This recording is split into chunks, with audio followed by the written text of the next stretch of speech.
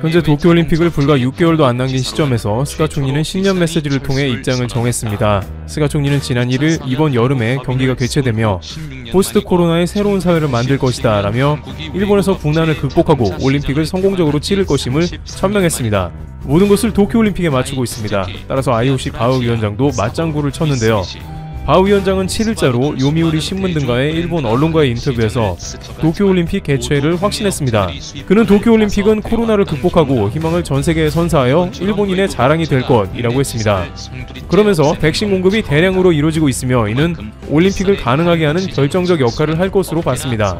이렇게 IOC 위원장이 직접 스가 총리를 지지하면서 도쿄올림픽의 분위기가 무르익는 모습이 나옵니다. 하지만 이러한 인터뷰가 공개되자 오히려 일본의 대중들은 바흐 위원장은 스가와 둘이 올림픽을 하기 바란다 혹은 WHO 총장과 시진핑의 관계와 비슷한 건가 라면서 뇌물을 받았을지도 모른다라며 질색하고 있습니다. 그도 그럴 것이 현재 일본의 코로나 확진자는 이제 매일 10,000명을 향해 가고 있는 추이를 보이고 있기 때문입니다. 일각에서는 일본 코로나 상황이 이제 유럽과 비슷한 상황으로 들어간다는 의견도 나오고 있습니다. 8일 현지 공영방송 NHK에 따르면 전날 일본에서는 확진자가 7,570명이 새로이 확인된 상황입니다. 게다가 도쿄의 확진율은 대략 10에서 20%로 매우 높습니다. 확진율이 높다는 것은 실제 감염자가 매우 많다는 것입니다. 한국의 경우에는 하루 검사 건수가 6만 건가량이며 매일 확진자가 600에서 1,000명 사이이므로 확진율은 1% 유지하는 것과는 극명한 차이를 보이는 것입니다. 만약 일본에서 검사 수를 늘린다면 일 확진자가 수만 명 이상이 될 수 있다는 말이 나오는 게 그것입니다. 결국 스가 총리는 긴급사태를 선언하고야 말았는데요. 여기서 또한 일본은 한국과 현저하게 다른 점이 있습니다. 현재 한국에서는 2.5단계 플러스 알파 단계로 매우 엄격한 지침을 시행 중에 있습니다. 3단계까지 가면 대부분 업장은 폐쇄 조치를 하게 되는 것이죠. 그런데 일본에서는 긴급사태 선언 이후에 각종 조치가 무용지물이라는 말이 나오고 있습니다. 우선 긴급사태 선포 시점이 너무 늦었고 눈에 띄는 휴업 요청이 없다는 것이 대표적입니다. 작년 4월 7일 긴급사태를 처음 발령했을 때는 체육관, 스포츠클럽, 파친코, 유원지, 영화관, 박물관, 미술관 등 다중이용시설이나 유흥업소 등에 대해 휴업을 요청했습니다. 하지만 이번에는 이런 휴업 요청이 보이지가 않습니다. 한국에서는 자영업자들의 엄청난 희생과 국민의 협조 가운데 방역이 지속되고 있습니다만 일본은 한국과는 다르게 경제를 최우선으로 살려야 한다는 주의로 가고 있습니다. 이것이 도쿄올림픽에 영향을 끼치기 때문이죠. 음식점도 8시까지 단축 운영을 하면 지원금을 하루에 63만원 정도 지급하는 방안도 제시하고 있습니다. 절대 경제는 얼어붙게 하면 안 된다는 주의입니다. 또 이번에는 작년과 달리 유치원과 초중고, 대학에도 휴원, 휴교를 요청하지 않았습니다. 확진자가 하루에 10,000명을 향해 가며 심각한 상황이지만 전반적으로 사회적 거리두기 조치가 느슨해진 셈입니다. 한 일본 방송에서는 이에 관해서 많은 도쿄 시민이 위드 코로나라고 하여 코로나와 함께 살아가는 것을 당연하게 생각하고 있는 분위기도 있다며 젊은이들은 건강해서 괜찮다는 의견도 내고 있습니다. 심지어 일본 당국은 도쿄올림픽 의지를 계속 불태우며 경기장 실험을 지속하고 있어 논란이 되고 있습니다.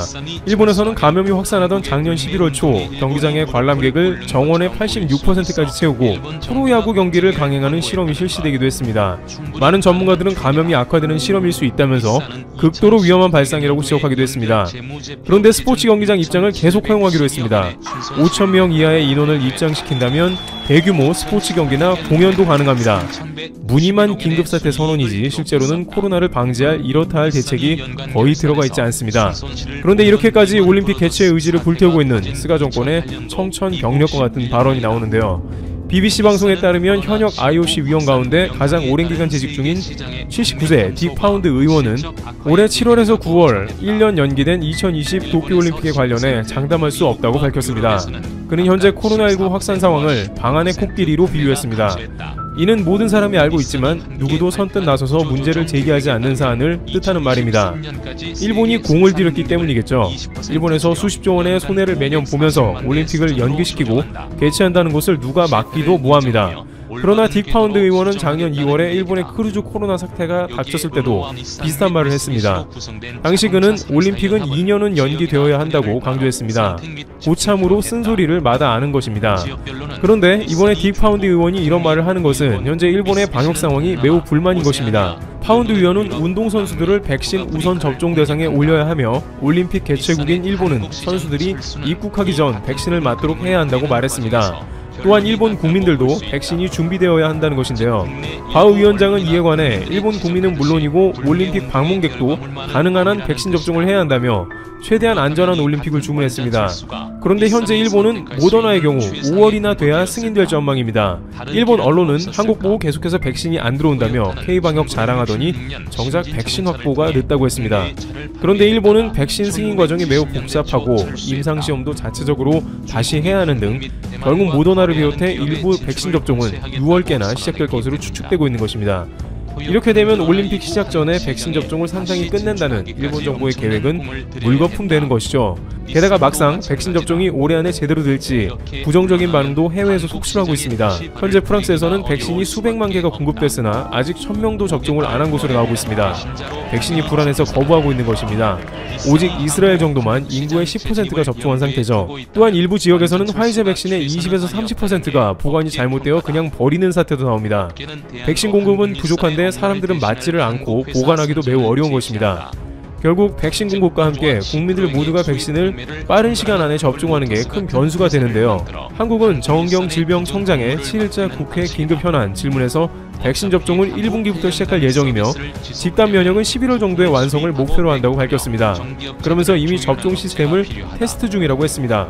정 청장은 이미 국가 필수 예방접종 등록 접종 시스템에서 예방접종을 맞아야 하는 날짜를 대상에게 미리 문자로 알리고 와야 할 날짜에 오지 않으면 리마인드 문자를 보내는 공지 시스템이 운영 중이라고 소개했습니다.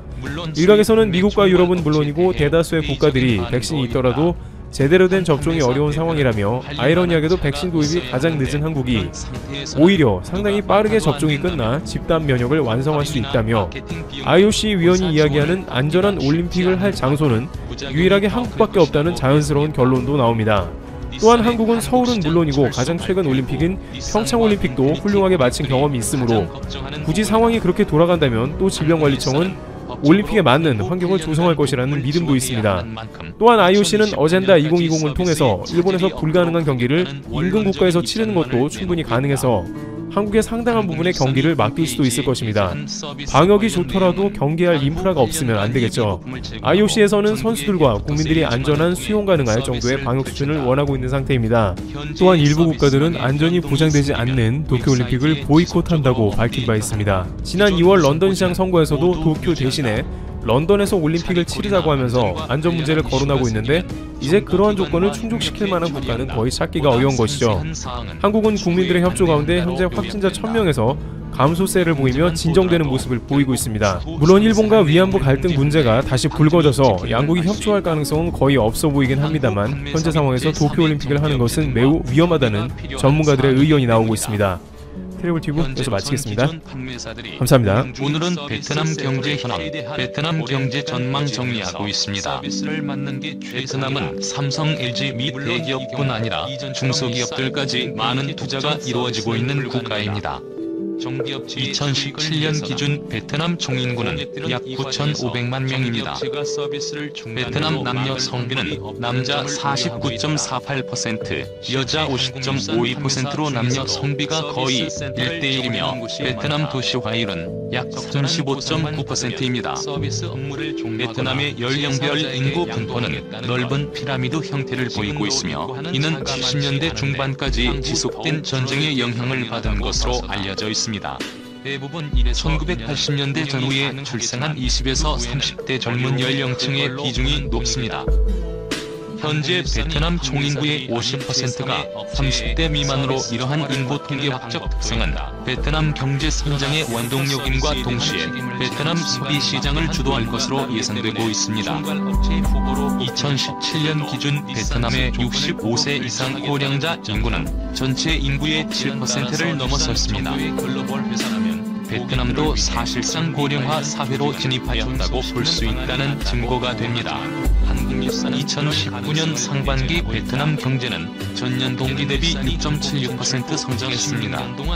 이는 2011년 이후 두 번째로 높은 수치입니다. 하지만 2018년 같은 기간 성장률보다는 다소 둔화되었습니다. 월드뱅크는 이에 대해 아프리카 돼지 열병 발발과 농축산가의 생산 위축이 올해 상반기 농업부문 성장을 지연시켰다고 평가했습니다. 베트남은 생산, 소비, 교역은 모두 견고한 성장세를 이어나갔습니다.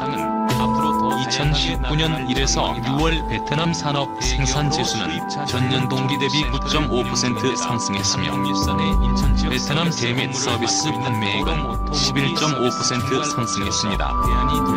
올해 상반기 베트남 교역액은 역대 상반기 교역 규모 중 최고치인 2,454억 달러를 기록했으며 수출액과 수입액은 각각 전년 동기 대비 7.3%, 10.5% 증가했습니다. 주요 수출국은 미국, 중국, 일본, 한국 등이며 주요 수입국은 중국, 한국, 일본, 대만입니다. 베트남 소비자 물가지수는 전년 동기 대비 2.6% 증가해 베트남 정부 목표인 4% 이내 수준을 달성 중이며 경제 성장률 대비 안정적인 물가 기조를 이어가고 있습니다. 올해 상반기에는 교육 서비스 부문과 돼지고기 등 식품 부문 가격이 크게 상승했습니다. 이 회사는 2019년 1에서 6월 대베트남 외국인 직접 투자는 총투자 건수 6,371건, 총투자 금액 185억 달러로 투자액 기준 전년 동기 대비 8.9% 감소했으며 주요 투자국은 홍콩, 한국, 중국, 싱가포르, 일본 등입니다. 이 중 주목할 만한 점은 올해 상반기 중국, 홍콩, 대만의 투자가 크게 늘었다는 것입니다. 1988년 1월에서 2019년 6월 누적 기준으로는 한국이 투자 건수 7,900억 건, 투자액 645억 달러로 대베트남 최대 투자국으로서 지위를 유지 중이며 제조업 투자 비중이 74%로 가장 높고 부동산, 건설, 물류 부문 순으로 투자가 많습니다. 태국 영재지 방콕 포스트가 26일 한국이 동남아시아 국가연합에 투자할 최적기이며 베트남에 집중된 투자를 다원화할 때라고 제시했다. 방콕 포스트는 지역 전문가 카비 총키드보른의 칼럼을 통해 한국이 코로나19 바이러스를 성공적으로 방어한 현재가 바로 이러한 시기라고 밝혔다. 이 신문은 코로나19로 타격을 입은 후에 세계에서 한국은 성공적 방역을 통해 얻은 역량으로 문재인 대통령이 2017년 선언한 친남방 정책을 실현할 수 있을 것인가가 주목된다고 강조했다. 방콕 포스트는 문 대통령이 아세안 10개 회원국을 모두 방문했으며 지난해 11월에는 부산에서 한아세안 정상회담을 개최했다고 전했다. 역대 한국 대통령들과 다른 이러한 노력에 따라 아세안 국가들 또한 한국과의 협력에서 얻을 수 있는 역동성을 주목하고 있으며 K-방역의 명성으로 문 대통령은 친남방 정책을 다음 단계로 끌어올리는 자신감을 더하고 있다고 이 신문은 평가했다. 방콕 포스트는 인도가 여러가지 사정으로 역내 포괄적 경제 동반자 협정에 동참하기 어려운 상황에서 친남방 정책은 아세안의 경제 성장을 더욱 주목해야 한다고 제시했다. 방콕 포스트는 현재 한국의 아세안 투자에서 베트남이 교역의 40%, 투자의 47%, 인접 교류의 35%로 가장 큰 비중을 차지한다며 동남아시아에서 일본 및 중국과 훌륭한 경쟁을 할 수 있는 기회를 놓치지 않으려면 투자를 다른 아세안 국가들로 다양화해야 한다고 밝혔다. 이 신문은 아세안 국가들이 인프라와 운영센터를 제공하고 한국이 기술과 자본을 제공하면서 부산 정상회담의 합의를 실현하기에는 지금이 가장 좋은 때라고 강조했다. 태국 정부는 다음 달부터 신종 코로나 바이러스 감염증 방역 조치를 추가로 완화하고 외국인 입국을 제한적으로 허용하기로 했다. 30일 일간 방콕 포스트 등 현지 언론에 따르면 송삭 웅식 국가안보위원회 사무총장은 6월 1일부터 극장과 동물원, 마사지숍 등의 영업 재개를 허용한다고 전날 밝혔다. 이에 앞서 한국은 식당, 쇼핑몰, 시장 등의 영업을 허가했다. 또 현재 매일 오후 11시부터 다음날 오전 4시까지인 야간 통행 금지 시간도 6월부터 종료 시간을 오전 3시로 1시간 앞당긴다고 밝혔다. 태국 동부의 유명 관광지 파타야도 해변을 피서객에게 개방하기로 했다. 나카파누 노빠쿤 외교부 부대변인은 3단계 코로나19 봉쇄 완화 조치에 따라 노동 허가증이 있거나 정부기관의 허가를 받은 외국인의 입국을 허용하기로 했다고 밝혔다. 그는 이 같은 입국 제한 완화 조치를 태국에 있는 외국 상공인 연합회에 공고했다고 밝혔다. 그러면서 외국인은 건강증명서와 보험이 있어야 하고 입국 후 14일간의 격리 과정을 거쳐야 한다고 설명했다. 이와 관련 주태국 한국대사관 관계자는 노동허가서나 취업허가서를 이미 받은 사람 가운데 시급한 경우만 입국 자격을 부여하겠다는 것이고 항공편 마련 등을 위해 주재국 태국 대사관과 협의해야 하는 등 상당한 어려움이 있다고 말했다.